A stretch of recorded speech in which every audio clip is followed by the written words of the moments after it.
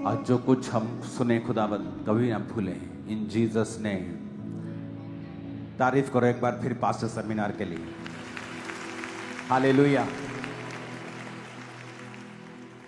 मैं अपनी लाइफ में इस पास्टर सेमिनार को टॉप 3 मीटिंग्स में रख सकता हूं। मेरी लाइफ की टॉप 3 मीटिंग्स जो मुझे लगता है कि जहां पे जबरदस्त परमेश्वर ने कार्य किया।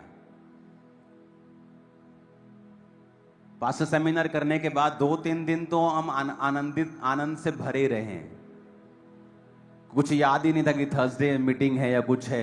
जस्ट आनंद ही आनंद था कि परमेश्वर ने काम किया और इतने पास्टर्स को परमेश्वर ने ब्लेस किया। यही आनंद था। जबरदस्त समय था परमेश्वर की प्रेजेंस में। आई थिंक जो पास्टर्स जिन्होंने मिस किया उन्होंने बहुत कुछ मिस किया, क्योंकि ये लाइव नहीं होता है। आपको आना होता है और ग्रेस को पर्सनली आपको अटेंड करना होता है। हालेलुया। आप जानते बहुत से पास्टर्स अनॉइंटिंग में फ्लो नहीं करते, क्योंकि अनॉइंटिंग हमेशा एक क्रशिंग का नतीजा होता है। जिस तरह अगर अनॉइंटिंग को ऑयल से क्यों कंपेयर किया गया, जब भी अनॉइंटिंग का आता है तो ऑयल आता है। पुराने नबी ऑयल डालकर मसा करते थे, राजाओं को, भविष्यद्वक्ताओं को, चेलों को। ऑयल का मतलब कि जब आप किसी जैतून को क्रश करते हैं, बादाम को क्रश करते हैं, पूरी तरह से पीस डालते हैं, तभी ऑयल निकलता है। मोस्टली लोगों में अनॉइंटिंग की कमी होती है क्योंकि वो अपने आप को डिस्कंफर्ट में नहीं रखना चाहते। कौन जाएगा 2 दिन लगातार? ये ऑनलाइन होता तो कौन जाएगा टिकट खर्च के, इंटरनेशनल कौन ट्रैवल करेगा। और मैंने देखा है कि मेरी लाइफ में अनॉइंटिंग बढ़ी है जब मैंने अपने आप को क्रश किया है, समय दिया है। पैसा, समय, टाइम, शरीर। मुझे आज भी याद है 12-12 घंटे की चर्च सर्विस में मैं रहता था। जब सुबह 7 बजे मुझे चर्च में जाना होता था और रात के 8 बजे मास प्रेयर खत्म होती थी, तो 12-12 घंटे की चर्च सर्विस होती थी और पूरी बॉडी थक जाती थी। और बीच में लंच करने का टाइम 1 घंटा मिलता था। वो भी विजिटर्स को, हमें मिलता था, लोगों को नहीं मिलता था।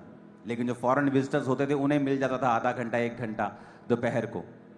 तो 13-14 घंटे की मीटिंग, और उससे 2 घंटे पहले तैयार होकर पहले बैठना कि इतने बजे तैयार रहना है, 6 बजे तैयार रहना है। तो 6 बजे तैयार होकर रात को 9 बजे तक 15 घंटे उस मीटिंग के माहौल में रहना और लगातार उन दिनों में रहते रहना। लेकिन जब वापस आते थे वहाँ से तो वाकई लाइफ चेंज होती थी। पता लगता था कि हाँ, हमारे शरीर ने अनॉइंटिंग को कैरी किया है। हालेलुया।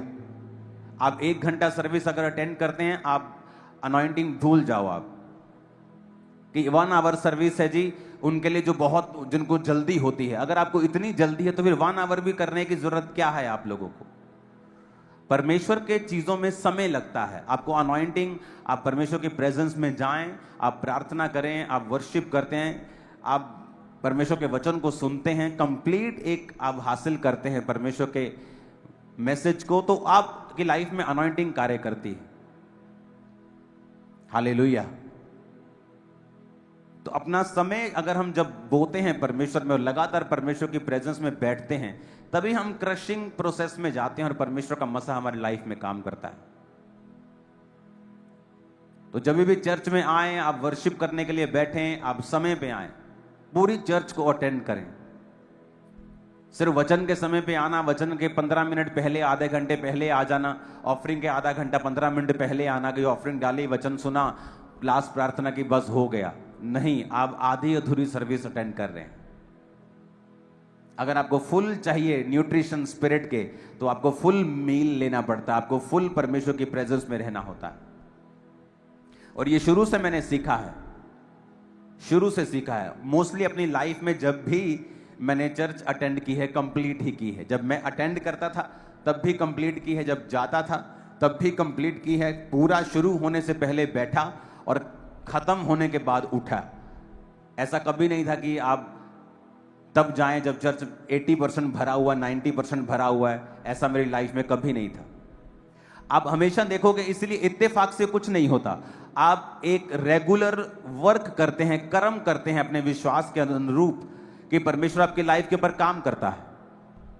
पूरे इतिहास में कहीं भी 20,000 करोड़ का सोना बोने वाला एक भी व्यक्ति नहीं था, दाऊद के अलावा। और जब परमेश्वर का भवन उसने बनाना था तो उसको इतनी ज्यादा एक्साइटमेंट थी, उसको इतनी ज्यादा वो आग थी उसके अंदर कि उसने अपना सारा पर्सनल गोल्ड परमेश्वर को दे दिया था। और परमेश्वर ने जब उसके बेटे ने बुद्धि मांगी तो परमेश्वर ने कहा, बुद्धि भी दूंगा, लेकिन तेरे बाप का जो सीड मेरे पास आया हुआ है, क्योंकि उसने पैसा मांगा ही नहीं था। लेकिन ये परमेश्वर का वर्ड है कि जब आप कुछ भी करेंगे उसके वचन से, उसके विश्वास से, तो वो आपको वापिस करता है। तो इसलिए परमेश्वर ने कहा था, जो तूने मांगा है बुद्धि, वो तो मैं तुम्हें दूंगा, ऐश्वर्य विवेक भी दूंगा, पर मैं तुझे संसार में सबसे अधिक अमीर राजा भी बनाऊंगा कि तेरे बाद भी ऐसा राजा कोई ना होगा। Reason, personal seed. तो इत्तेफाक से क्रिश्चियनिटी में कुछ नहीं होता। आप उस चीज के लिए काम करते हैं।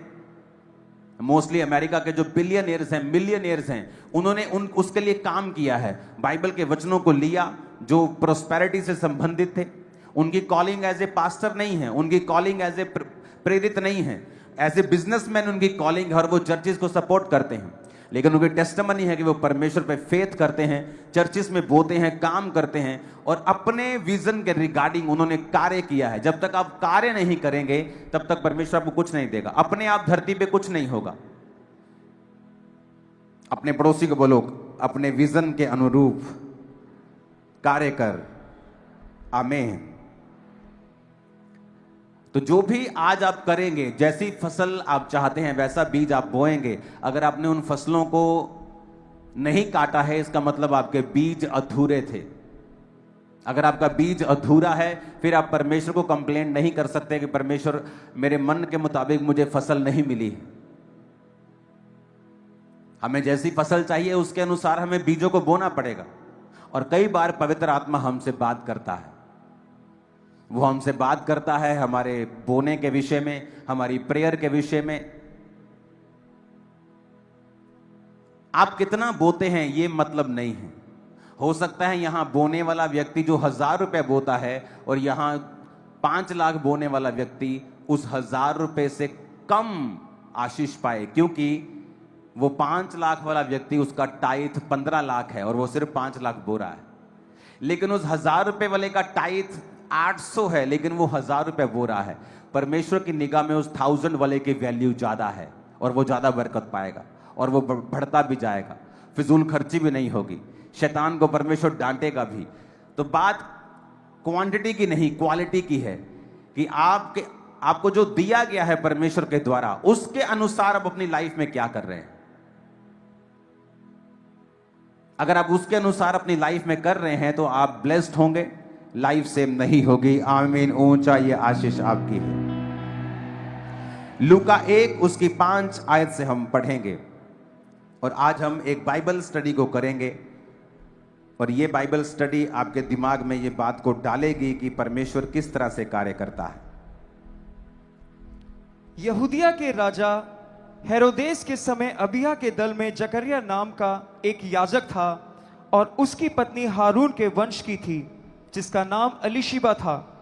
वे दोनों परमेश्वर के सामने धर्मी थे और प्रभु की सारी आज्ञाओं और विधियों पर निर्दोष चलने वाले थे।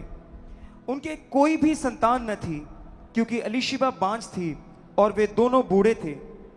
जब वह अपने दल की पारी पर परमेश्वर के सामने याजक का काम करता था, तो याजकों की रीति के अनुसार उसके नाम पर चिट्ठी निकली कि प्रभु के मंदिर में जाकर धूप जलाए। धूप जलाने के समय लोगों की सारी मंडली बाहर प्रार्थना कर रही थी। उस समय प्रभु का एक स्वर्गदूत धूप की वेदी पर वेदी की दाहिनी ओर खड़ा हुआ और उसको दिखाई दिया।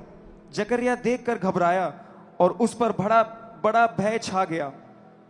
परंतु स्वर्गदूत ने उससे कहा, हे जकरिया, भयभीत ना हो, क्योंकि तेरी प्रार्थना सुन ली गई है और तेरी पत्नी एलीशिबा से तेरे लिए एक पुत्र उत्पन्न होगा और तू उसका नाम यूहन्ना रखना। तुझे आनंद और हर्ष होगा और बहुत लोग उसके जन्म के कारण आनंदित होंगे, क्योंकि वह प्रभु के सामने महान होगा और दाखरस और मदिरा कभी ना पिएगा और अपनी माता के गर्भ ही से पवित्र आत्मा से परिपूर्ण हो जाएगा। अब जब भी आप बाइबल पढ़ते हैं और जब आप इन वचनों को सुनते हैं, तो इनमें से अगर आप पवित्र आत्मा की बात को सुनेंगे, अगर आप होली स्पिरिट की बात को सुनेंगे और होली स्पिरिट से पढ़ेंगे, आपको बड़ी सारी चीजें इसमें समझ आएंगी। आपने नोटिस किया होगा कि जब भी बाइबल में आप जानते हैं कि जब मुझे मेरे जीवन में संघर्ष थे परमेश्वर में आने के बाद भी, और मैं डिप्रेशन से जूझ रहा था, और ये डिप्रेशन जिनको नहीं होता है उनको कभी मालूम नहीं हो सकता ये किस बला का नाम है।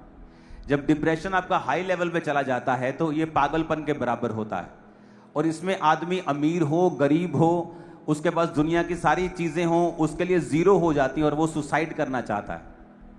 और तब ये वो फेज था मेरे समय में, मेरी लाइफ में, कि परमेश्वर को मानने के बाद भी मेरा डिप्रेशन उल्टा बढ़ गया था। जिस समय परमेश्वर में मैं आया था उससे भी ज्यादा बढ़ गया था कई मामलों में।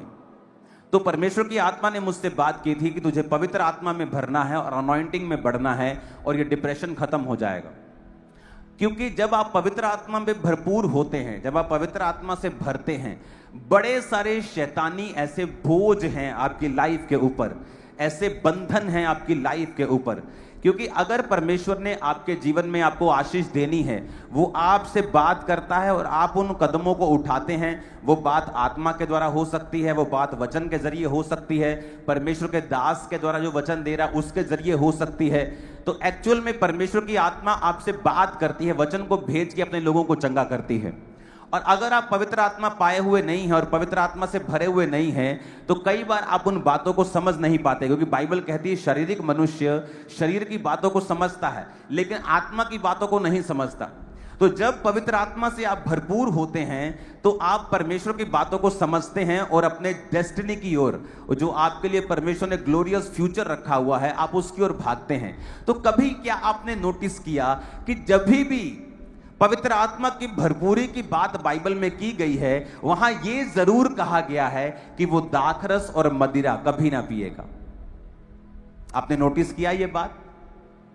वचन कहता है जब नाजीर लोग, जब परमेश्वर ने, जो सैमसंग था उसकी माता जब गर्भवती थी, तो परमेश्वर ने कहा था तू भी ना तो अंगूर खाने भी मना कर दिया था, अंगूर का बीज भी नहीं खाएगी, अंगूर भी नहीं खाएगी, मदिरा नहीं पिएगी, तू कोई भी वाइन नहीं पिएगी, किसी भी प्रकार का दाखरस तू नहीं पिएगी, क्योंकि तेरे गर्भ में जो है वो पवित्र आत्मा से और शक्ति से भरपूर होगा। अब नोटिस करना, जब भी परमेश्वर आपको पवित्र आत्मा की भरपूरी के विषय में कह रहा है, वो क्रिश्चियन लोगों को शराब से दूर करने के लिए बोल रहा है। और मोस्टली क्रिश्चियन लोग की बाइबल में लिखा है कि तू अपने पेट के लिए थोड़ा थोड़ा दाखरस काम में लाया कर। अरे वो होम्योपैथी दवाई की बात कर रहा है। होम्योपैथी दवाई में भी शराब होती है। कितने बूंद, 2 बूंद, 3 बूंद, 4 बूंद आप लेते हैं, पर वो शराब नहीं है। वो उस दवाई को सुरक्षित रखने के लिए अल्कोहल वहां डाली है, वो उस चीज की बात कर रहा है। लेकिन आज क्रिश्चियन लोग उसे पीने की बात कर रहे हैं। वो पैक मिला डाल के 60-60, 30-30 ml के, ये सोचते हैं कि परमेश्वर उनके संग है। वचन स्पेशल कहता है कि जब भी पवित्र आत्मा की भरपूरी की बात हुई है, दूतों ने कहा है कि तू वो कोई भी दाखरस और मदिरा नहीं पिएगा। यानी जब भी, और पौलुस भी कहता दाखरस के मतवाले ना हो, परंतु पवित्र आत्मा से परिपूर्ण होते जाओ। पुराने टाइम में किसी किसी के ऊपर पवित्र आत्मा उतरता था, किसी किसी को परमेश्वर दाखरस और मदिरा से दूर रहने की अनुमति देता था और बोलता था कि दूर रहे, इसे आज्ञा देता था। नए नियम में उल्टा हो चुका है। परमेश्वर ने कहा मैं अपना आत्मा सब मनुष्यों के ऊपर उंडेलूंगा। यानी जो किसी किसी को मिलता था, आज नए नियम में परमेश्वर वो चीजें सबको देना चाहता है। अगर वो सबको देना चाहता है तो रूल भी सबके लिए है कि कोई भी पवित्र आत्मा पाया हुआ क्रिश्चियन, कोई भी जीसस क्राइस्ट को मारने वाला क्रिश्चियन किसी भी प्रकार का दाखरस और मदिरा और वाइन ना पिए। नहीं तो दूत उसको कभी ना कहता, अगर ये बुरी चीज नहीं थी तो स्वर्गदूत कभी ना कहता कि वो प्रभु के सामने महान होगा। 15 आयत में, और दाखरस और मदिरा कभी ना पिएगा। और पौलुस भी यही कहता कि दाखरस के मतवाले मत बनो, परंतु पवित्र आत्मा से परिपूर्ण होते जाओ। क्योंकि दाखरस वही करता है, आपकी स्पिरिट को हिलाता है जो पवित्र आत्मा अपनी ताकत से करना चाहता है। वो दलेरी जो पवित्र आत्मा आपको देना चाहता है, वो आनंद जो पवित्र आत्मा आपको देना चाहता है, वो थोड़े समय के लिए आप शराब से हासिल कर लेते हैं और फिर वो व्यक्ति कभी भी पवित्र आत्मा से परिपूर्ण नहीं होते हैं। आप ये नोटिस कर लो। जब दुनिया परमेश्वर ने प्रॉब्लम फ्री कर दी, सब दुनिया को मार के खत्म कर दिया और नूह और उसके 3 बेटे और 3 बहुएं और उसकी पत्नी बचाई गई, तो प्रॉब्लम कहां से शुरू हुई थी? उसी शराब के कारण। नूह शराबी हुआ, शराब पी के नंगा हो गया। उसके एक बेटे ने उसको नंगा अपनी आंखों से देखा और उसे निहारा और वो श्रापित हो गया। और वो श्रापित नूह की जो संतान थी वो दुनिया में अलग अलग होती गई और परमेश्वर से दूर होती गई और फिर वो श्रापित वंश फैलता गया। कहां से शुरू हुआ? शराब से। जब भी आप पवित्र आत्मा से परिपूर्ण होना चाहते हैं, क्योंकि उसी परिपूर्णता के पीछे तुम्हारी एक बेटर लाइफ, बेस्ट लाइफ छुपी हुई है, जो परमेश्वर की ओर से है, जिसमें स्ट्रेस नहीं है, जिसमें कामयाबी है। तुम कैसे कामयाब होगे उसके पीछे ये लाइन आती नहीं। तुम कितना कामयाब होना चाहते हो, क्या करना चाहते हो, तुम्हारे ऊपर निर्भर होगा। आज मैं क्या करना चाहता हूं, अब ये मेरे ऊपर डिपेंड हो गया। परमेश्वर ने मेरे हाथ में दे दिया है। मैं जिस भी फील्ड में चाहूं जा सकता हूं और कामयाब हो सकता हूं। मैं अपना बिजनेस नहीं करता हूं ताकि मैं सेवकाई में समय दे सकूं, लेकिन मैं सुपर कामयाब हो सकता हूं। आप जब पवित्र आत्मा से परिपूर्ण होते हैं, परमेश्वर आपको बुद्धि देता है, आपको वो समझ देता है, वो आंख देता है, वो परख देता है। वो लोगों की हो सकती है। आप क्यों लोगों से धोखा खाते हैं? ओ मैंने सोचा ये तो मेरा घर वाला, और मैंने सोचा ये तो मेरे घर वाले, ये तो मेरे रिश्तेदारी हैं, ये थोड़ी मुझे धोखा देंगे। ओ मैंने सोचा ये मेरा परम मित्र है। अगर आप पवित्र आत्मा से परिपूर्ण होंगे, आप लोगों को पहचान सकेंगे। मेरे ऊपर ये खुदा की दया है। 99.99999% मैं पहचान जाता हूं लोगों को। ये डिजर्निंग ऑफ द स्पिरिट, आत्माओं की परख। कौन व्यक्ति क्या सोच रहा है, कौन व्यक्ति कैसे चल रहा है।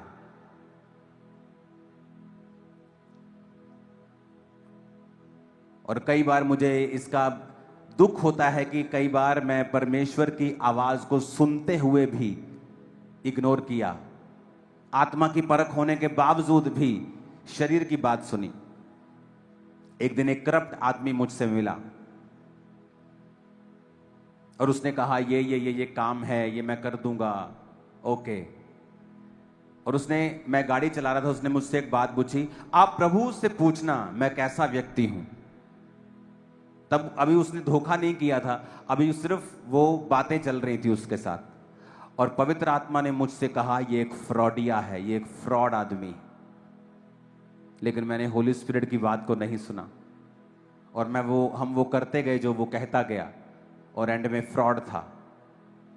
वो एक इंसिडेंट मुझे याद है जब पवित्र आत्मा ने मुझसे बात की, 2 इंसिडेंट, और मैंने नहीं सुना। आप जब भी पवित्र आत्मा से परिपूर्ण होते हैं, आपको मालूम होता है ये आदमी, ये औरत, ये व्यक्ति और ये फ्यूचर क्या है आपका। लेकिन शैतान ये चाहता है आप हमेशा दुखी रहें, आप हमेशा फ्रॉड आपके साथ होता रहे, आपके साथ हमेशा प्रॉब्लम्स होती रहे। अब मेरी लाइफ में वो समय चल रहा है, अब मुझे मालूम है क्या करना है, कौन व्यक्ति क्या है, मुझे परख है। मैं उसको बोलूं या ना बोलूं, चाहे मैं उस पर जाहिर करूं चाहे मैं ना करूं। अब कई सालों से वो समय मेरी लाइफ में चल रहा है जब मुझे पता है। और ये होता है पॉसिबल जब आप बाइबल को फॉलो करते हैं। और आप धीरे धीरे पवित्र आत्मा से परिपूर्ण होते रहते हैं और आपको ये पवित्र आत्मा की परिपूर्णता आपकी फैमिली से लेके, आपके बिजनेस से लेके, आपके सेवकाई से लेके आपके जीवन के हर हिस्से में काम करती है। ये आपके रास्तों को ओपन करती है, लोगों का फेवर आप पे आता है। कई बार एक लेवल तक आप रुकते हैं और आपको नेक्स्ट लेवल जाना है और आप कुछ भी कर लो, आप ताकत लगा लो, जोर लगा लो, आप नहीं पहुंच पाते, क्योंकि पवित्र आत्मा की भरपूरी अगर आपके जीवन में नहीं है, आप सर्टन लेवल तक आपकी लाइफ रहेगी, उसके बाद आप नहीं जा पाएंगे ना शक्ति से, वरन उसकी आत्मा के द्वारा। कितने मेरी बातों को समझ रहे हैं? परमेश्वर ने आने वाला समय मुझे दिखाया है, जो होगा, जो आने वाले समय में आप देखोगे, एक एक दिन में 100 ब्रांचेस की हम ओपनिंग करेंगे। वन डे 100 ब्रांचेस, एक दिन 100 ब्रांच। मैं आपको बता रहा हूं, फ्यूचर इस तरह का परमेश्वर हमारे लिए तैयार कर रहा है। वो ऐसा लेवल आपके लिए भी सोचता है, आपकी कॉलिंग के अनुरूप, आपके घर के अनुरूप, आपके बिजनेस के अनुरूप। लेकिन पवित्र आत्मा की भरपूरी है जिसमें हमें बढ़ना है। और जब भी आप बाइबल पे दिल लगाएंगे और आप बाइबल को कंप्लीट पढ़ेंगे, आपको मालूम होगा कि जब भी पवित्र आत्मा की भरपूरी की बात आती है, परमेश्वर हमें नशों से दूर रहने के लिए क्यों कहता है। वो हमें संसारिक चीजों से, उन ठट्ठा मजाकों से, उस रॉन्ग कॉमेडी से दूर रहने की हमें क्यों करता है वो? ताकि परमेश्वर नहीं चाहता कि हम करप्ट हों, वो नहीं चाहता कि पवित्र आत्मा की भरपूरी हमारी लाइफ में ना हो। वो चाहता है कि वो हो ताकि परमेश्वर की ब्लेसिंग्स फ्लो में आपकी लाइफ में चले। कई बार आपके घर की पाइप ब्लॉक हो जाती है ना, वो गंद फंस फिर धीरे धीरे पानी उसमें से निकलता है और आप बड़े फ्रस्ट्रेटेड होते हैं कि ये क्यों नहीं निकल रहा। उसकी जब तक आप सफाई नहीं करते वो फ्लो नहीं आता। लाइफ भी वैसी है, ऊपर से पवित्र आत्मा का पूरा जोर होता है, चर्च भी अच्छी है, आप सब कुछ अच्छा हो रहा है, लेकिन वो आपके अंदर चीजें निकलती नहीं है, जाती नहीं, क्योंकि वो गार्बेज जो फंसा हुआ है वो आपके फ्लो को रोकता है। और जब आप अपने आप को संसारिक चीजों से आप फ्री करने की कोशिश करते हैं और अपने आप को आजाद करते जाते हैं, वो आत्मा का फ्लो आपके अंदर बढ़ता जाता है। अब वही बिजनेस, अब वही जॉब, वही कैरियर, वही सेवकाई, वही जीवन के काम आप देख रहे हो, परमेश्वर आपको फ्लो में लेके जा रहा है और कामयाबी आपके संग है, और आप जितनी भी मेहनत कर रहे हैं उससे ज्यादा आपको फल मिल रहा है। आपको पता है ये बात? आदम के ऊपर कर्ज था। आप पहाड़ों पे चले जाओ, जो जंगली जानवर खाते हैं, जो हिरन खाते हैं, क्या वो अपनी फसल बो के खाते हैं? नहीं। हर जगह पहाड़ों पे आपको घास मिलेगी, जानवरों के लिए हर जगह आपको पौधे, पत्ते, हर्ब्स मिलेंगे। ऐसा ही मनुष्य के लिए था, सेम ऐसा ही मनुष्य के लिए था। लेकिन जब मनुष्य ने पाप किया तो परमेश्वर ने कहा, आदम अब चीजें अपने आप तेरे लिए नहीं उगेंगी, तुम माथे के पसीने की रोटी खाया करेगा। और आज जब आप जीसस क्राइस्ट को अपना उद्धारकर्ता ग्रहण करते हैं और आप यीशु मसीह को अपना उद्धारकर्ता मानते हैं, आपकी लाइफ से कर्ज खत्म होता है। आप नोटिस करना, आप मेहनत करेंगे लेकिन आपका फल दूसरों से ज्यादा होगा जो उतनी मेहनत करते हैं। यस, ऐसा होगा आपके साथ, आप एक्सपीरियंस करेंगे जब आप पवित्र आत्मा के भरपूरे में आ जाएंगे। देखो, यहां हम बाइबल स्टडी कर रहे हैं एक तरह की। उसमें लिखा कि पत्नी हारून के वंश की थी, जकरिया याजक था, प्रभु के सामने धर्मी थे, सारी आज्ञाओं और विधियों के ऊपर निर्दोष चलने वाले थे, पर संतान नहीं थी। अलीशिबा बांझ थी और वो दोनों बूढ़े थे। फिर भी वो अलीशिबा बांझ होने के बावजूद और जकरिया बूढ़ा था, फिर भी वो परमेश्वर के घर में सेवा कर रहा था, क्योंकि वहां पे चिट्ठी डाली जानी थी कि आज कौन अंदर जाके परमेश्वर के भवन में जाके वो सारी रीति रिवाजों को जो पुराने नियम में होते थे, जिसको बहुत से लोगों ने कॉपी कर लिया। उन्होंने मालूम नहीं था कि जीसस आने के बाद ये चीजें नहीं रहेंगी और कॉपी तुम्हारी कॉपी रह जाएगी। तो वो जब जाके अंदर सब कुछ कर रहा था तो लिखा, स्वर्गदूत अंदर दाहिनी ओर खड़ा हुआ और उसको बताया कि ऐसा ऐसा ऐसा तेरा बेटा होगा, प्रभु के सामने महान होगा, दाखरस मदिरा कभी ना पिएगा। अब यहां समझने वाली बात यह है कि वो उस चर्च में मौजूद था अपना बच्चा ना होने के बावजूद भी। और एक बड़ी पावरफुल बात लिखी है, पावरफुल बात लिखी है 24 दिनों में। इन दिनों के बाद उसकी पत्नी अलीशिबा गर्भवती हुई और 5 महीने तक अपने आप को यह कह के छिपाए रखा कि मनुष्यों में मेरा अपमान दूर करने के लिए प्रभु ने इन दिनों में कृपा दृष्टि करके मेरे साथ ऐसा किया है। सब बोलो आमीन। अब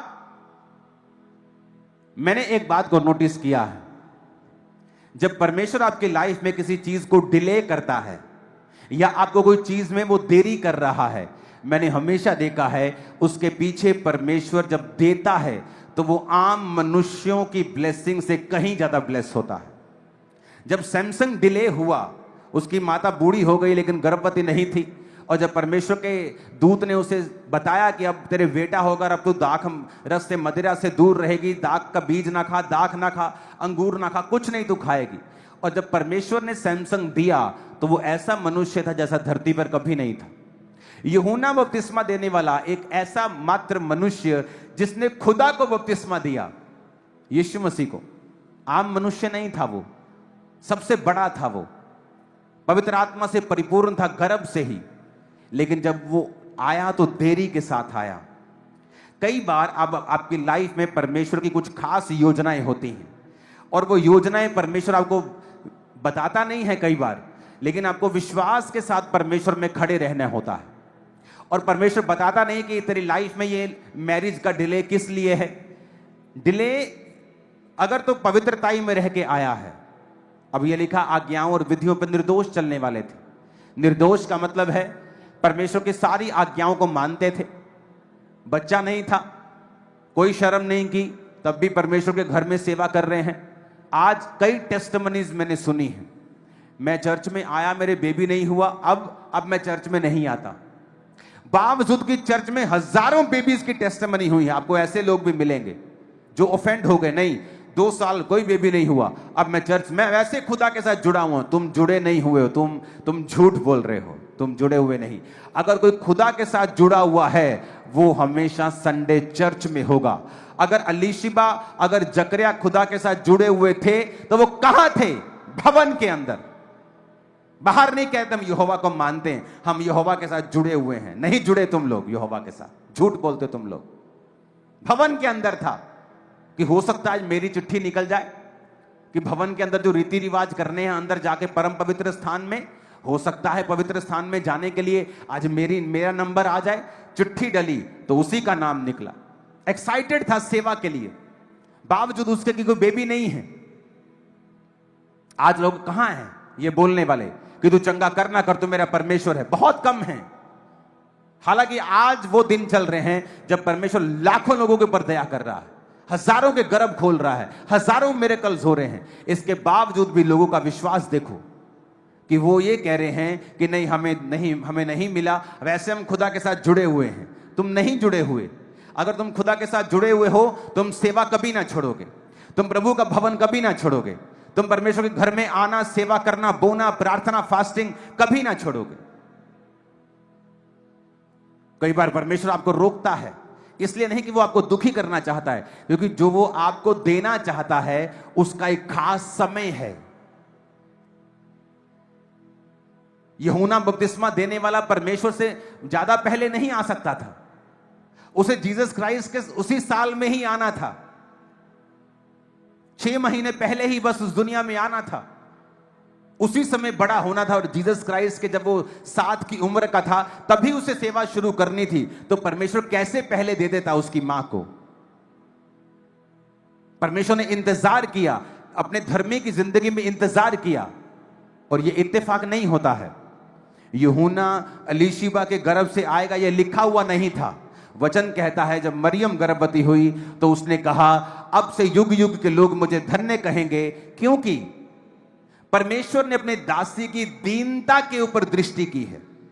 उसने बताया कि वो दीन है। और जब स्वर्गदूत ने कहा तेरे बच्चा होगा, उसने कहा मैंने कभी किसी पुरुष का मुंह नहीं देखा। यानी वो किसी पुरुष के साथ सोई नहीं है, उसे कभी किसी पुरुष के साथ सेक्सुअली कॉन्टैक्ट नहीं हुआ है। वो एक रियल कुंवारी थी। क्या आज ऐसी लड़कियां आपको मिलेंगी? नहीं। अगर आप हैं तो फिर आप परमेश्वर की उस दृष्टि को, जब परमेश्वर आपको देखेगा कि हाँ ये पवित्रताई में है, हाँ वाकई ये मरियम की तरह, जैसे वो पवित्रताई में थी और परमेश्वर ने कितना बड़ा कार्य किया। मरियम पहले से चुनी नहीं गई थी यीशु को पैदा करने के लिए। उस समय जो लड़की यीशु को पैदा करने के काबिल थी उसको यह काम दिया गया था। और बाइबल कहती परमेश्वर ने देखा कौन ऐसी लड़की है जो पवित्रताई में है। जो लड़कियां पवित्रताई में हैं, जो लड़कियां बिल्कुल शरीर की, मन की, आत्मा की पवित्रताई में हैं, आप उनकी लाइफ देखना, फ्यूचर में बहुतों हजारों करोड़ों लड़कियों और सेलिब्रिटी से बेस्ट लाइफ वो जिएंगी। मैं आपको बता रहा हूं, ये बाइबल ऐसा कहती है। मुझे किसी का डर भय नहीं है वचन देने के लिए कि लोग क्या कहेंगे। ये वचन कहता है, ये वचन कहता है। वो एक रियल कुंवारी थी, नाम की कुंवारी नहीं थी, सिर्फ शादी नहीं हुई थी, वैसे सब कुछ शादीशुदा वाला ऐसा नहीं था। वचन कहता है उसने कहा कि मैंने कभी किसी पुरुष का मुंह नहीं देखा, मैंने कभी किसी पुरुष के साथ मेरे कांटेक्ट नहीं है। उसने कहा पवित्र आत्मा तुम पर आएगा, पवित्र आत्मा तुम पर छाएगा, उसकी सामर्थ तुम पे छाएगी और जो पवित्र पैदा होगा।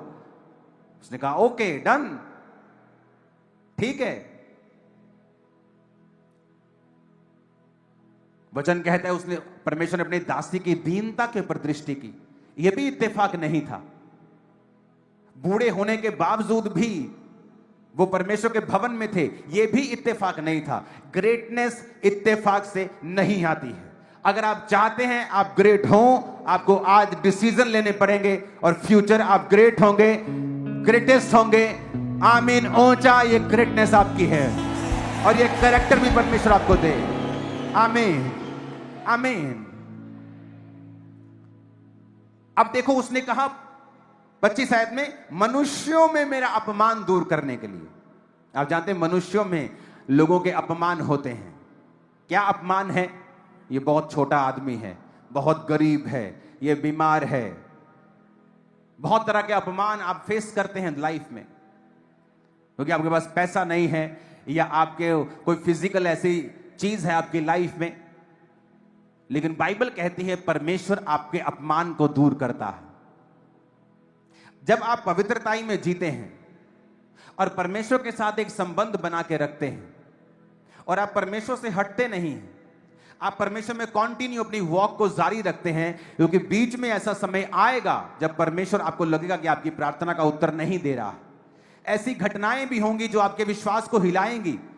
तब भी परमेश्वर ये देखेगा कि क्या आप उससे हट गए, क्या आप अपनी वॉक के ऊपर लगातार बने हुए हैं। जब लोग मसीह में नहीं होते, क्या उनकी जिंदगी में बुरी घटनाएं नहीं होती? क्या उनके परिवार वाले मरते नहीं हैं? तब तो वो कुछ नहीं कहते, लेकिन जब मसीह में आने के बाद कोई दुर्घटना हो जाए, झट परमेश्वर का नाम लगा देते हैं। और ये हमारे विश्वास को दिखाता है कि हमारा विश्वास जो है वो कंप्लीट नहीं है, वो अधूरा है।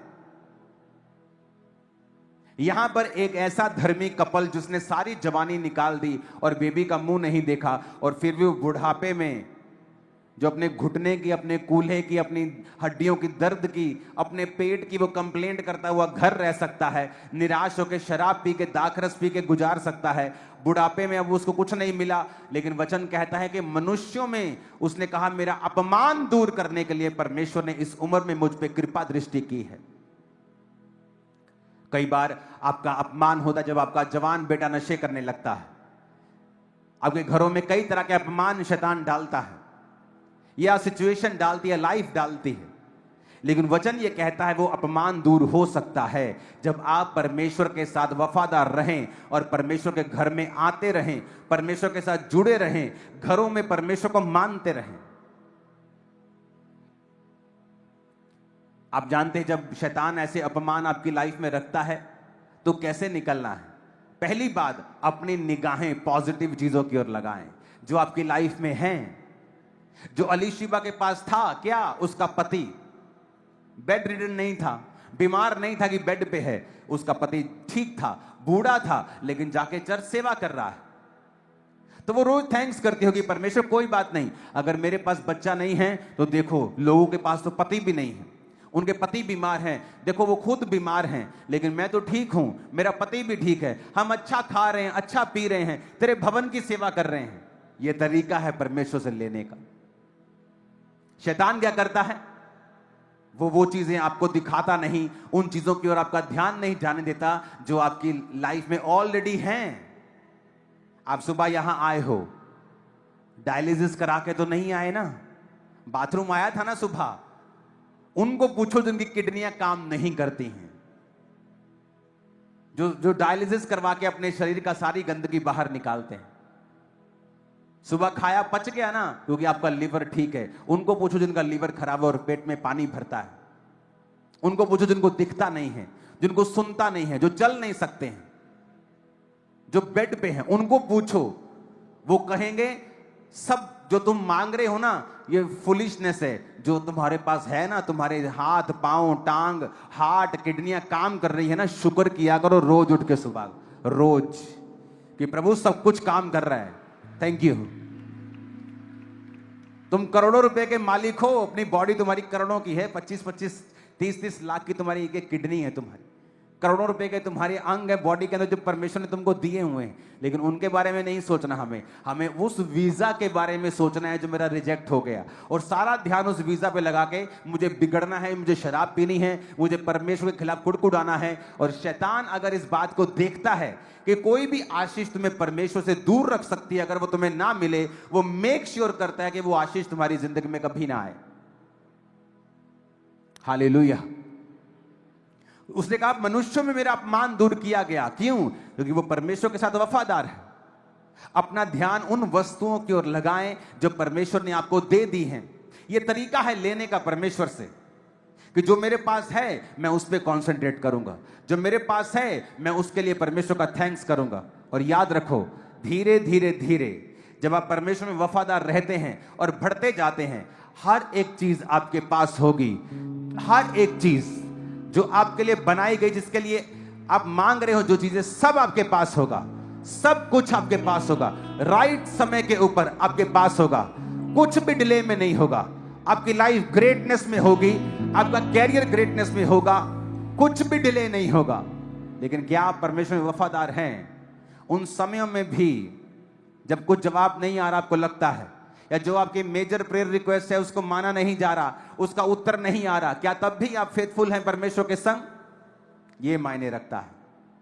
2008 में इस सेवकाई की शुरुआत हुई और तब भी मैं बीमार था। बीमारी में सेवकाई शुरू की। जो चीजें हीलिंग के लिए, जिसके लिए परमेश्वर में आया था, वो हील नहीं हुई। कितने सालों तक हील नहीं हुई। फिर भी मैं प्रार्थना लोगों के लिए करता, लोग हील होते थे। और खुदा ने मेरे हार्ट को देखा और अंत में मुझे हील भी किया। अपने पड़ोसी को बोलो, अगर वफादारी नहीं है तो कुछ भी नहीं। तुम एक बड़ा हिस्सा और सबसे इंपॉर्टेंट हिस्सा मिस कर जाओगे अगर तुम्हारे अंदर परमेश्वर के जैसा विश्वास नहीं है। आमीन। इसका मतलब परमेश्वर अपमान दूर करता है। वो जानता है आपकी लाइफ में क्या अपमान चल रहा है, क्या इंसल्ट चल रही है, क्या नेगेटिव चीज चल रही है, उसे पता है। लेकिन आप कहां हैं स्पिरिचुअली? आपकी पोजीशन क्या है स्पिरिचुअली? बाइबल इतनी गहरी है कि लूका का पहला अध्याय ही आप पढ़ लें, आपकी पूरी लाइफ सुधर सकती है। कि एक व्यक्ति जो तमाम उम्र वफादार रहा और परमेश्वर ने उसको वो लास्ट प्रेयर रिक्वेस्ट भी ग्रांट की, उसको दी। हालेलुया।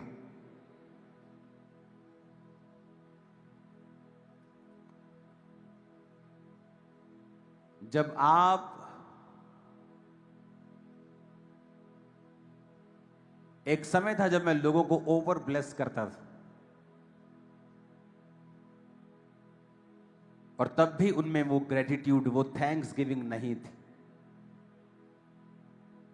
और परमेश्वर ने मुझे सिखाया कि मत कर। अगर तुम शेर को नहीं खाते तो इसका मतलब ये नहीं कि शेर तुम्हें नहीं खाता।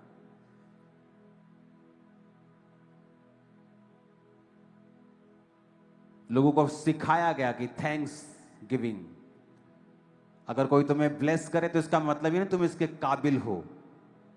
बहुत तेरे काबिल हैं जिनको उनका हिस्सा नहीं मिलता। अगर तुम्हें कोई ब्लेसिंग मिली है तो उसके लिए थैंक्स करो, अपना ग्रेटिट्यूड दिखाओ, अपना हार्ट दिखाओ,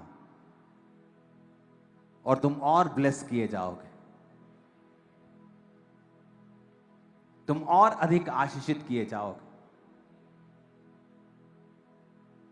तुम्हें यीशु मसीह की जैसी पावर चाहिए तो यीशु मसीह के जैसा जियो।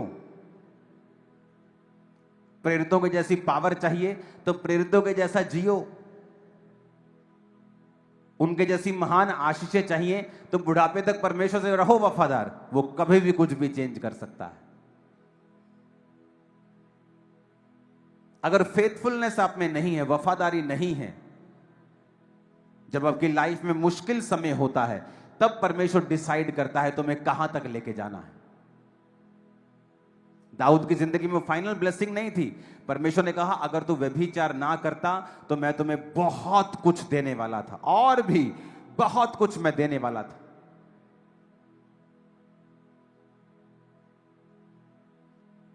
और उस पाप के कारण जो उसने तलवार के साथ उस अपनी गर्लफ्रेंड के पति को मरवा दिया था, परमेश्वर ने उससे भवन की सेवा नहीं ली, क्योंकि उसके हाथों पे खून था। वो उन खूनों की बात नहीं कर रहा था जो एक नॉर्मल लड़ाइयां होती थी, वो उनकी भी साथ में बात कर रहा था जो एक निर्दोष खून उसके हाथ पे था। पर उसने माफी को मांगा।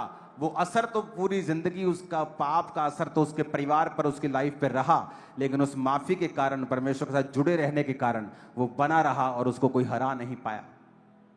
इत्तेफाक से कुछ नहीं होता है। जब याकूब ने अपने 12 बच्चों को बुलाया तो उनके कर्मों के हिसाब से उनको प्रोफेसी दी। हालेलुया। आज आप क्या कर्म कर रहे हैं?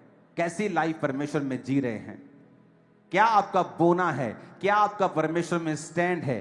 क्या आपका कन्फेशन है? क्या आपका अंगीकार है? निर्धारित करेगा कल आप कहां जाएंगे। मेरे इन लॉज, मेरे वाइफ के माता पिता का अंगीकार होता था।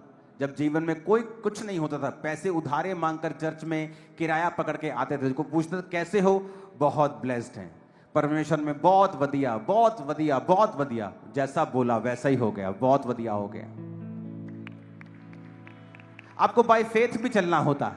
जब मुझे पता है कि मैं परमेश्वर में आ गया हूं, जब मुझे पता है कि मेरा परमेश्वर सब कुछ कर सकता है, तो all is well, it is well है। देन कुछ आज वेल है, कुछ कल वेल हो जाएगा। अगर मुझे पता है कि मेरा परमेश्वर सब कुछ कर सकता है, तो उसे मुझे यह भी मालूम होना चाहिए कि वो विश्वास से चलने वालों को आशीष देता है। और जब आप विश्वास से चलते हैं तो आपकी सेंस कुछ भी कहे, सरकमस्टेंस कुछ भी कहे, तब भी आप चलते हैं। अपने पड़ोसी को बोलो, अपमान दूर होंगे जब तू वफादार रहेगा। वो कोई भी अपमान क्यों ना हो, तू इज्जत को पाएगा और यह अपमान दूर होगा। कृपा दृष्टि तुझ पर भी होगी और तू बड़ी गवाही के साथ वापस आएगा। आमीन। ऊंचाई आशीष हमारी है चर्च। आमीन। ऊंचाई आशीष हमारी है चर्च।